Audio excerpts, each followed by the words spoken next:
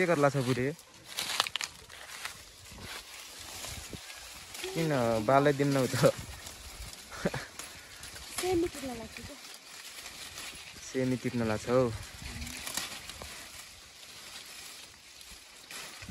दिउ न यता हेरेर एकचोटि खै सुकेको सेमी हो कि यो दाल खाने फुटेर फोक्ने दाल बनाउने कसले राम्रो मान्छ अरे सबभन्दा धेरै मेरो बुढोले यतै हरियो सेमी तरकारी खाने काँक्रा छैनन् काँक्रा देखाइदिउ न